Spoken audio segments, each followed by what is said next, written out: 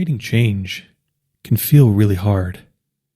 It can feel really difficult. It can feel really complex. It can feel really nuanced to try to intentionally change things in our life. We can try and we can try and we can try, only to end up frustrated, only to end up not really getting where we want to go, only to end up starting just to stop. Sometimes stopping because continuing would just be too hard or just seems too futile, or just stopping because we run out of gas. We don't really want this thing as much as we thought we did, or we didn't really realize how much work it was going to be, and rather choose an easier, more straightforward, simpler path. But the truth is, I believe, it's been my experience, that every change has its time. Every change has its own unique timing. And so when we want to create change, when we want something different, when we want to experience something different, when we want to do something different, even when we want to be something different, I think it's really important to realize that no matter what that change is, it has its own life. It has its own timing. It has its own existence. And what we're trying to do, more than force this existence into our life, is really, we're actually trying to merge with it. We're trying to merge with the flow heading in the direction of this change. And we don't really get anywhere when we try to maniacally grab onto this flow and force it into our own experience. We find our way to this flow in a much more cooperative way, frankly, in a way that's really marked by more of a sense of ease, more by a sense of allowing, more by a sense of merging with and becoming, rather than trying to force anything onto or into our own lives. This can be a difficult truth to sit with, especially if we desperately desire change, especially if we really, really, really want something to be different, maybe wildly different. Those times it can be pretty excruciating just to tolerate the now, just to tolerate what is. Because when our desire is really strong, when our vision is really clear, there's a part of us that just wants to leap forward into that existence. But it's important to understand, or it's important to remember, that whatever situation we're in, whatever the circumstances we find ourselves in, didn't materialize, didn't manifest overnight. There was a process. There was a construction. There was a building process that erected these particular circumstances or created this particular situation. That's the thing about talking about life in terms of a flow. It really is a process. It really is a continuous unfolding that's constantly happening with our access point to it in the present moment. Existence is constantly unspooling in front of us, passing through our awareness in the present moment all the time. Life unfolds serially, kind of like watching a movie. We can't absorb the entire story, the entire plot, all the characters, everything else instantaneously. We have to go through the experience of watching the movie and watching it serially. If we watch the movie out of order, it won't make any sense. If we watch only half of it, we'll miss a good part, if not the entire meaning of it. We can jump to false conclusions. We can draw erroneous meaning from what we've experienced and what we've witnessed. And when we talk about this idea of actually being present, actually experiencing our lives, one word that pops up quite a bit is patience. When we think about change has its own timing, one way to acquiesce, one way to line up with this awareness is to develop what's called quote-unquote patience, basically the art of waiting. But in patience, and especially in waiting, I think we can feel there's still some resistance there. It's like we're doing something against our will. We're tolerating something that we don't actually want in the hopes of it making something that we do want actually happen. But that's not allowing. That's not flowing. That's really kind of pushing and pulling at the same time. That's going to life with a simultaneous no and a yes. I think the most effective form of waiting is actually not waiting at all. The most effective form of patience is not actually having patience, because waiting and patience, again, implies tolerance, implies going through something we don't actually want and through willpower, abiding it, tolerating it. But that's not true acceptance. That's only most of the way there acceptance. That's only partial acceptance. That's not really letting go. That's really more just gripping a little more loosely. Instead, I believe ideas like all changes have their own timing is really meant to be liberating, is really meant to be freeing, is really meant to be an enabler to allow us to actually let go, to actually surrender. Just take this yoke of force of trying to make things happen, of needing things to be a certain way at a certain time, and just taking it off, laying it down, unburdening ourselves from the idea, and frankly the myth, that a well-lived life is a well-controlled life. That when it comes to creating change, when it comes to accepting this idea that all changes have their own timing, embedded in this is this really isn't entirely up to us. This isn't really ours to control. This isn't really a game where we have to constantly give maximum effort to have any hope of winning. This is really more about accepting. This is really more about letting go. This is really more about cooperating. This is really more about going along with the flow of life, rather than trying to force it and modify it to meet our own ends, to meet our own ideas about what should be happening at any particular point in time. I believe the most effective way to create change is really a two-part process. And it's interesting because this two-part process really is comprised of two opposites. If we really want to create change, the first critical piece is knowing what change we actually want to make.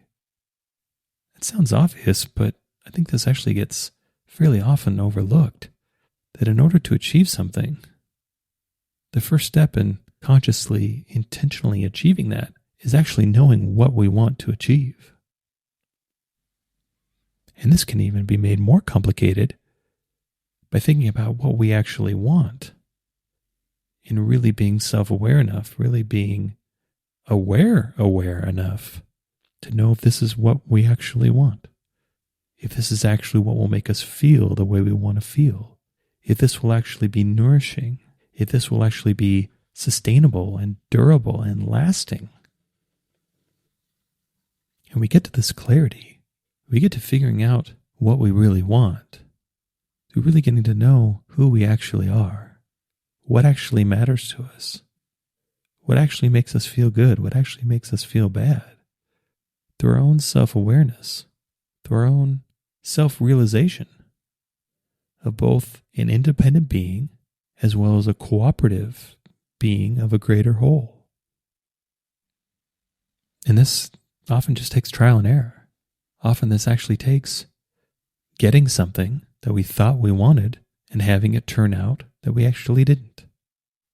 Often this takes striving after something, failing to achieve it, failing to gain and experience whatever change we're trying to create, and then realizing in hindsight the same thing, that we didn't actually want that anyway.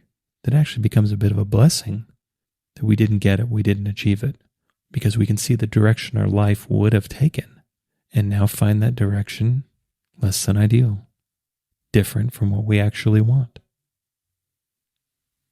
This is the beauty of living our life. This is the beauty of living our entire life. There's always opportunities to learn more. There's always opportunities for greater clarity. There are always opportunities to grow. And that's why we keep going.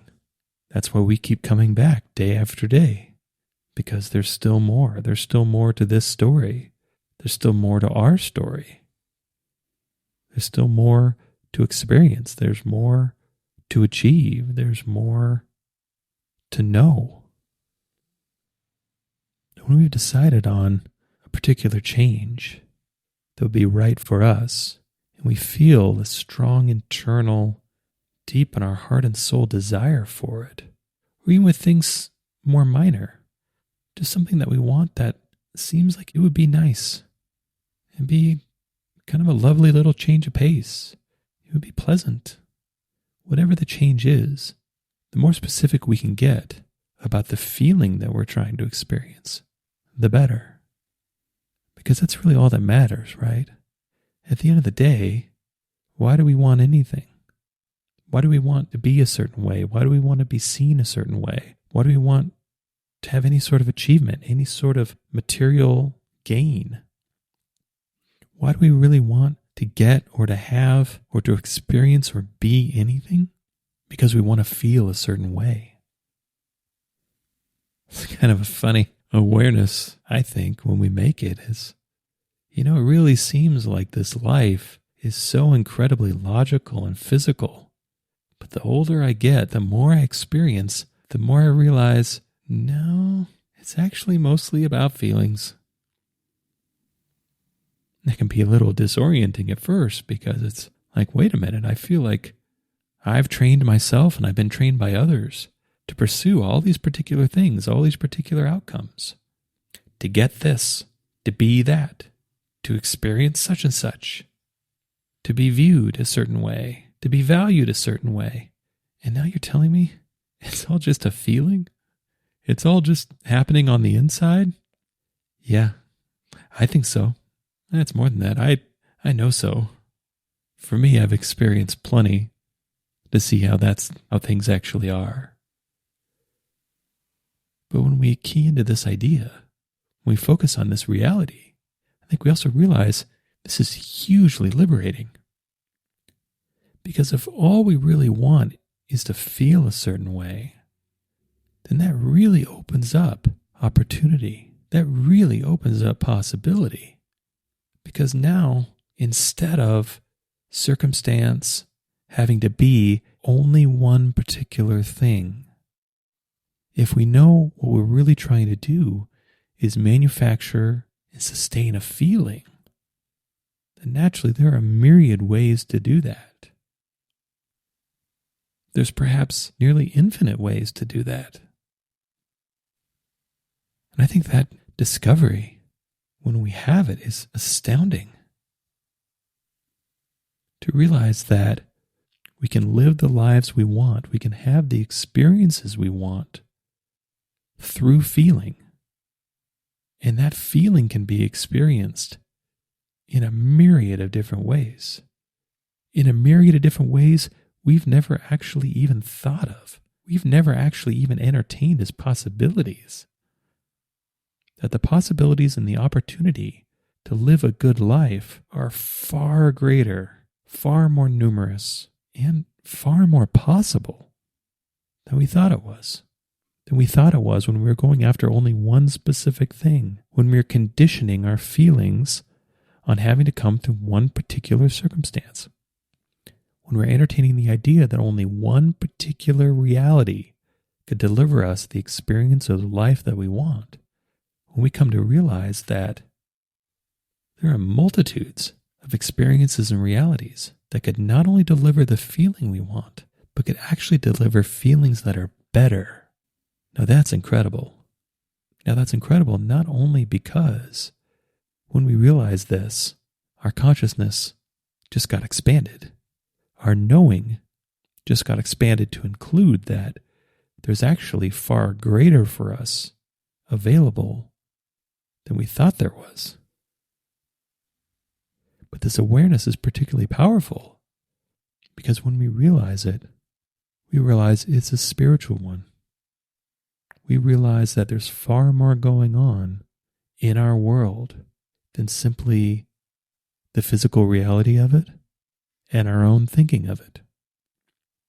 That there's this whole other dimension which not only seems to hold answers that the other two do not, but really seems like it might actually be a greater portion of the pie, a greater amount of the whole. We start getting to something that feels like this might be the thing that actually matters. All these thoughts, all these possessions, all these achievements, all these ideas, all this identity, all this vanity, all this striving, it really is incredibly ephemeral, incredibly temporary, incredibly fleeting. But there's this spirit that lies underneath, the spirit that flows through all of me, which seems like it might be bigger and more powerful and more profound than anything else. And we can use this spiritual awareness, we can use this getting acquainted with the full version of ourselves, with the fullness of ourselves, and help us guide into what we actually want.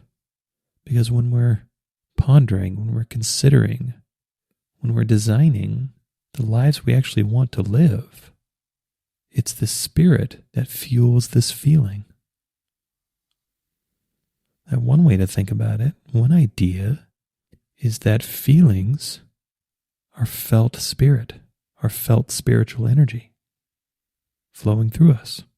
And we can use these feelings to guide us and arrive at what we really want, because we can use the awareness of how we feel to lead us on our way, to help us choose, to help us focus, to help us figure out what it is we actually want. More specifically, to figure out how we want to actually feel. Is the feeling where the spirit energy feels like it's flowing through us the most purely, the most profoundly, the most nourishingly, and the most cleanly? Once we get acquainted with this spiritual energy, it's not that thoughts and ideas and possessions and material things don't matter. Of course these things matter. It's the physical and the mind are part of life, but they don't really seem to matter as much. There's a new voice in the room. There's a new source that we can not only draw our identity from, but we can allow to really fill in our experience, to really add another dimension to our life.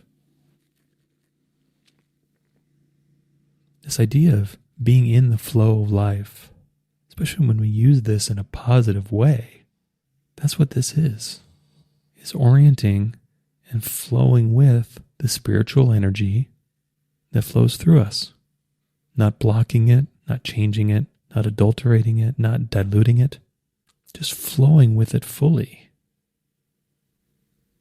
And when it comes to what we want, when it comes to our desires, when it comes to creating change, the onus is on us to figure out, usually through experience, which change feels like it flows with us the best. Frankly, which change feels the best. Deep on the inside. Feels like it gives us energy, feels like it nourishes us. Brings a slight smile to our face, feels uplifting, feels motivating, feels inspiring. Those are the changes that we want. And when we've decided on the changes that we want, remembering that every change has its own timing, now we can work on the opposite process of allowing. That when we've done so much work to explore ourselves, our own self-awareness, we've done work to try things, to figure out what actually we want and what we don't, to figure out who we actually are and who we're not, to figure out what matters to us and what doesn't. That can be a lot of work. That can be a lot of effort. And not only physical work, it can be emotional work as well. So a lot of times these lessons are earned through disappointment, through seeming setback, through quote-unquote failure. But if we've done the effort to do all of these things, Now is the time to engage the opposite, to engage the non-effort, to engage the allowing. And again, not in a sense of waiting, not in a sense of patience, because that still implies holding on. That still implies doing whatever we do with one eye, waiting to spot the progress, waiting for the thing to actually happen. But true letting go is letting go. True flowing is true flowing. Not mostly letting go, not mostly allowing, not mostly flowing. Just letting go, allowing, flowing. How do we do this? Especially when some sort of change is really important to us. How do we actually let go? How do we actually flow? If we want this thing really bad, how can we even get to a point where we feel like we can just let it go, kind of just forget about it? Because it's really important. It really matters. Well, how we do this is through our own faith, through our own confidence, through our own knowing. We'll never have any rest if we lack in confidence for what we're trying to create. Because there's part of us that still is doubting. There's part of us that's still afraid. There's part of us that still really isn't in line and going along with what we're trying to create. Versus once we've attained that faith, that confidence, there's a natural peace that comes. Because at least on the inside, whatever it is already done. There's nothing left to do. All of our work, all of our effort is complete. And this is our time to relax. This is our time to set our tools down, to go home for the day. The work is done. In some ways of thinking about it, this is our Sabbath. This is our completion of the work and the effort that we need to do, and allowing ourselves the opportunity to rest because there's no more work that needs to be done. A lot of times we can tell how much faith or how confident we are that something's going to happen by the fact that we're not actually doing anything to make it happen. Trust is self-evident. We can see it through our own behavior. And if we don't fully believe that this thing is possible for us, if we don't fully believe that we've already gotten completely clear about it, if we don't fully believe that we already know exactly what we want, and we already know that it's going to happen, then there's still a little bit more work left to do. This idea of letting go, this idea of surrender, isn't some sort of cudgel to make something happen. It isn't some sort of leverage that we can apply to force existence to bend to our will. It really is actually letting go. It really is actually surrendering. And doing so in the confidence that all changes have their own timing. And if we've gotten to the point where we have faith, we have confidence, we have the knowing that whatever change we're trying to create not only can happen, but will happen, then we can let go. Because then to some extent it's not really up to us. Because then we can kind of only really get in the way. We can kind of only just interfere and disrupt the process. And also, if we continue to do things to try to make this happen, that's only revealing our own doubts, our own insecurities, our own knowing that whatever this isn't 100% for us yet. We're not 100% for it yet. And that's okay. This is just information, and we can use this information to get to that point of faith, get to that point of confidence, get to that point of knowing. Because when we do, when we get to that point of faith and confidence and knowing and truly let it go, then when it's time to do something, not only will it be obvious, but it'll be so much less effortful. It'll be so much easier because we're actually moving with life instead of against it. We're moving with the flow of life instead of trying to block it or push back against it. And we can trust that this timing is real. We can trust that no matter what change we want to create, if we've really first created that change within ourselves, if we've really done the work to not only identify it, but really become it, know that not only is this going to happen, but that this is actually us, this is actually who we really are, this is actually a more perfect expression and manifestation of our being, then we can let it go. And again, know that when there's something to be done, we can trust that. But in the meantime, we can enjoy our Sabbath, we can enjoy our rest. We can trust that there's nothing else that needs to be done. Our order has been placed, and when it's time for us to do something again, it will be obvious. And then when we achieve whatever we want to achieve, well, then we'll just start all over again. On and on and on and on we go. We get a desire, we get an appetite, we get a wanting. We go through that process to the point of knowing that this is already done. And then we go through the process of fulfillment. And then we begin all over again. Because accepting that every change has its own timing really takes the pressure off us, really takes the pressure off us to make things happen at a certain time, in a certain way, by a certain deadline, by a certain amount. I think we just be a lot more easy about it. Be so much less effortful. We can design the change that we want to happen and then let that change live through us as it will, when and where it's supposed to. And we can trust that as well.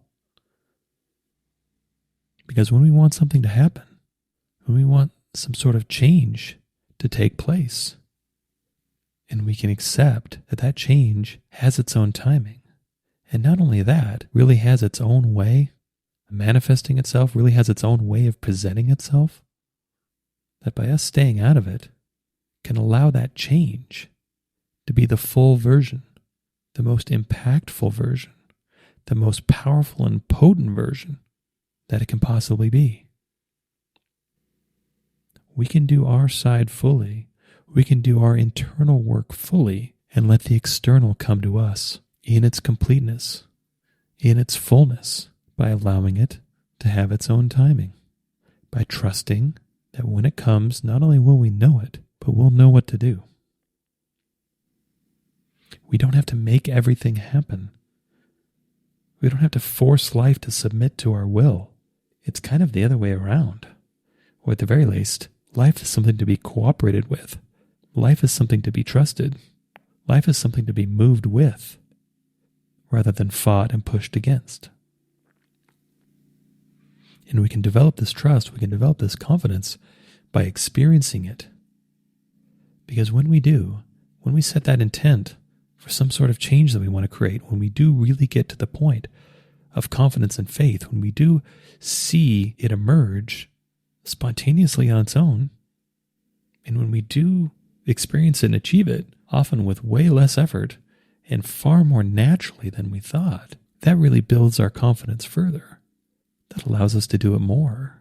That allows us to learn a very valuable lesson that we can apply to every area of our life.